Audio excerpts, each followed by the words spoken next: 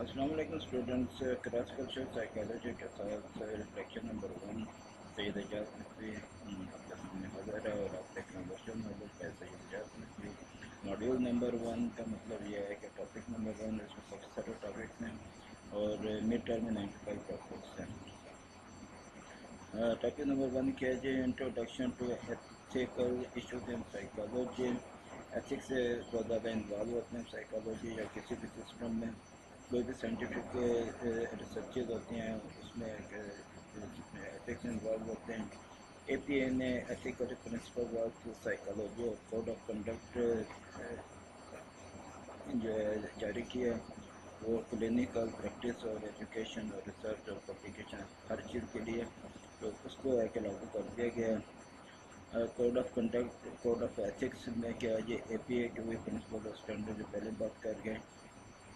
उसके बाद है code of ethics under the terms और charter APA maintain code of ethics and conduct और इसको एक रेगुलर करना है जो इसमें क्या है जो सोसाइटी कोड है और जो सोसाइटी गाइडेंस है और चेंजेस इन सोसाइटी एक्सपेक्टेशंस है प्रोफेशनल्स है और professionals were considered goals of ethics in psychology क्या है जो हमें इंडिविजुअल और ग्रुप्स को प्रोटेक्ट करना है जिन पर हम साइकोलॉजी कल वर्क कर रहे हैं।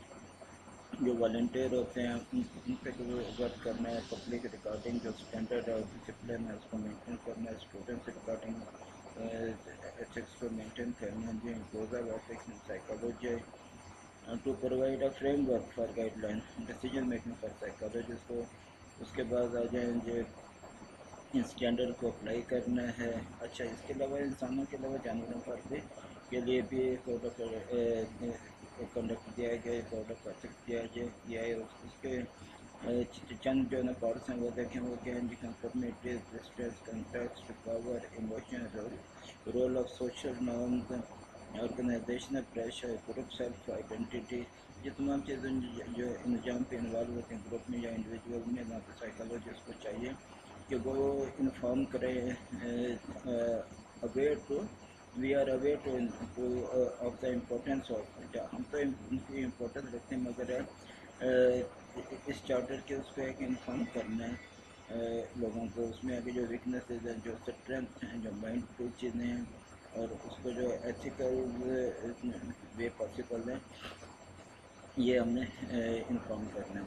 उसके बाद मॉड्यूल 2 यानी इसका टॉपिक नंबर 2 वाई और एथिक्स नेसेसरी क्यों है जी? एथिकल गाइडलाइन और वाइटल बहुत ज़्यादा अहम है और इसकी बाउंड्रीज एथिक्स बाउंड्रीज मुकर्रर कर दी गई हैं। साइकोलॉजिस्ट अपनी गाइडलाइन को फॉलो करना साइकोलॉजिस्ट के लिए ज़रूरी है। उसके बहुत से एडवांटेजेस हैं और एथिक्स कंसेप्ट के रिसर्च एथिक्स का है। उसमें क्या है जी? आप स्ट्रक्चर प्रोवाइड करेंगे डिसीजन मेकिंग का और उसके बाद सपोर्ट और रिमाइंड कराएंगे researcher to human to protect human subject. अच्छा, उसके बाद है ये ट्रीटमेंट साइकोलॉजी अप्रोप्रिएट ट्रीटमेंट। यहाँ पे कुछ साइकोलॉजी का रिसर्च आती है तो अप्रोप्रिएट ट्रीटमेंट होना चाहिए। उसके बाद अगर ये हाउ एथिक्स आर डिटर्मिनेंट किस तरह एथिक्स बनाए जाते हैं उसमें जो वो कास्ट उसके क्या है और इसी तरह जो है ये कंपेयर करते हैं बेनिफिट्स और कास्ट को। अगर बेनिफिट ज़्यादा है और कास्ट कम है तो फिर तो है कि हम वो रिसर्च करेंगे। अगर कास्ट ज़्यादा हो रही है बेनिफिट्स कम आ रहे हैं तो फिर हम रिसर्च नहीं करेंगे। ये इस पोटेंशियल को हमने देखना है जो ओवरवेट तो नहीं है। डेफिनेशन ऑफ बेनिफिट, बेनिफिट क्या होता है? ये पॉजिटिव वैल्यू बेनिफिट होता है यानी किसी चीज़ के पॉजिटिव वैल्यू या उसका जो एडवांटेज है वो बेनिफिट है। और हमने किसी भी उसमें थेराप्यूटिक गुड अगर आउटकम आता है तो हम वो रिसर्च करेंगे। अल्टरनेटिव पर भी हम जो है ना जी गौर करेंगे। इसके बाद है ये रिस्क, यहाँ पे रिस्क इन्वॉल्व है तो वो उसको हमने इन्फॉर्म करना है। और अगर ज़्यादा इन्वॉल्व है तो फिर नहीं करना है। रिस्पॉन्स हो सकते हैं, सोशल हो सकते हैं, लीगल, इकनॉमिक, سائیکالوجیکل اور فزیکل نیچر کسی بھی قسم کا رسک ہو سکتا ہے.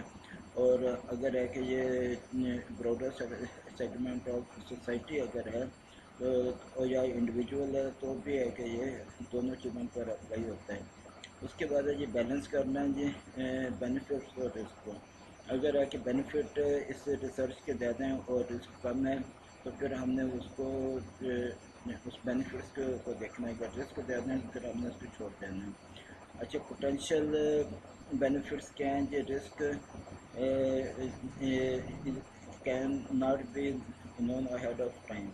The risks are assumed individual while benefits may occur to society at large rather than to individual. اچھا ways of reduce risk. Risk کو جو ہے نا یہ کس طرح ریڈیوس کرنا ہے یہ کچھ دیں یہ ملٹیپل رول ریلیشن شپس ہے ود کلائنٹس ہیں. ریگولرلی ریویوئنگ کلائنٹ ہے کلائنٹ ٹریٹمنٹ پلانز ہیں. اس کے بعد ہے کہ تھیراپی ہے پروفیشنل سیٹنگ ہے آئیڈیلی ان آفس ہے. اور کیپنگ کیئر نوٹس ہیں نوٹس اس کے لیے جائے اس کو ہے کہ بلنگ کے حوالے سے ان کو انکلوڈنگ بلنگ. اس کے بعد ڈاکیومنٹیشن ہے ڈائگنوسز ہے بیہیویئر ہے actions taken clinical relations reason for termination. اگر ہے کہ آپ اس کو کسی کے کلینکل تھراپی کو ٹرمینیٹ کرتے ہیں تو اس کے ریزننگ اور ان سب چیزوں کا خیال رکھنا ہوتا ہے. یہ ٹاپک نمبر 3 آ گیا کیپنگ. اچھا یہ پچھلا ہی آ گیا ٹاپک نمبر 3 کیا ہے جی ہسٹوریکل ڈیولپمنٹ 1. ہسٹوریکل ڈیولپمنٹ کیا ہے جی perspective of on course of ethics. 1953 میں اے پی اے نے اس پہ سب سے پہلے اسٹیپ لیا. اس کے بعد آ گیا جی نیورمبرگ کوڈ ہے یہ 1947 میں آیا. اس کے بعد ہے کہ یہ نازیوں کے خلاف جو ہولوکاسٹ وغیرہ اس طرح کے جو چیزیں اس میں بڑی بات بوم ہے. اس کے بعد ہے کہ یہ ایتھکس کوڈ آ گیا. اس کے بعد ہے یہ اس میں کیا ہوتا ہے یہ انفارم کنٹینٹ ہونا چاہیے. چاہے آپ جانوروں پر ہی ریسرچ کیوں نہیں کر رہے ہیں ہمیں انفارم ہونا چاہیے جسٹیفائی کرنا چاہیے کوالیفائڈ سائنٹسٹ کو کوالیفائڈ ہونا چاہیے. اور کہ جو نان کوالیفائڈ ہیں وہ لوگ ہیں ان کو ریسرچ کرنے کی اجازت نہیں ہونی چاہیے. اس میں کسی قسم کا نقصان نہیں ہونا چاہیے.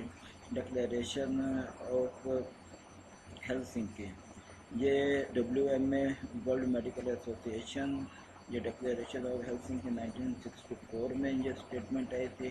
اس میں basic principle of medical research involving human ہے. اس کے بعد یہ مین پوائنٹس اس میں کیا تھا پروٹیکٹنگ پیشنٹ کے ہیلتھ کو کا خیال رکھنا ہے ان کے جو ہے نا رائٹس کا خیال رکھنا ہے ان کو ایڈیشنل کنسیڈریشن دینی ہے. لوگوں ریگولیٹری جو نارمز ہیں ان کا خیال رکھنا ہے. Risk burden benefit vulnerable groups کے اور انڈیویجول دونوں کا. اس کے بعد ریسرچ ایتھکس کمیٹی کنفیڈینشیلٹی جو کمیٹی ہے اس کے دیے گئے اصولوں کے مطابق کام کرنا ہے. یہ اگلا ٹاپک آ گیا ہسٹوریکل ڈیولپمنٹ 2. اس میں کیا ہے یہ بلمورٹ رپورٹ 1979 ہے. اس میں ریکوائرڈ ریڈنگ اس میں reading for every one involve in the human subject research. 3 basic ethical principles ہیں. نمبر 1 ہے یہ رسپیکٹ فار پرسن ہے. اس میں کوئی بھی پرسن کسی بھی قسم کا پرائیویٹ جیسے اس کے لیے رسپیکٹ ہونی چاہیے. بینیفٹ سے ایفیشینٹ ہونا چاہیے. اس میں ایک ریسرچ کی کوئی جو ہے یہ ریسرچ بینیفٹ ہونے چاہیے. رسک سے بینیفٹ زیادہ ہونا چاہیے. جسٹس ہونا چاہیے.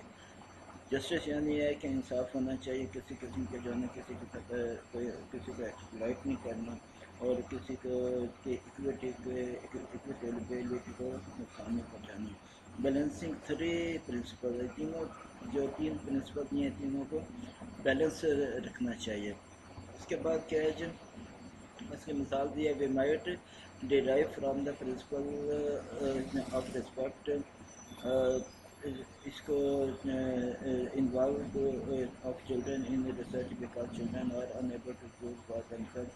اچھا اب یہ ہے کہ جو رسپیکٹ کا ہے کہ آپ کے بچوں کو بچے سے جو ہے جو خود تو اس کا فیصلہ نہیں کر سکتے ہیں مگر آپ نے اس چیز کا خیال رکھنا ہے یا ان کے پیرنٹس سے آپ نے جو ہے کنسلٹ کرنا ہے.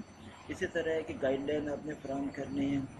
1979 سے ہے کہ جو 40 سال کا عرصہ ہے اس میں ہے کہ بیلموٹ رپورٹ جو ہے وہ لاگو رہی ہے. اب جو ہے نا جو وہ اے پی اے کے پرنسپل لاگو ہیں. اسٹوڈنٹس یہ تھا آج کا لیکچر ہمارا.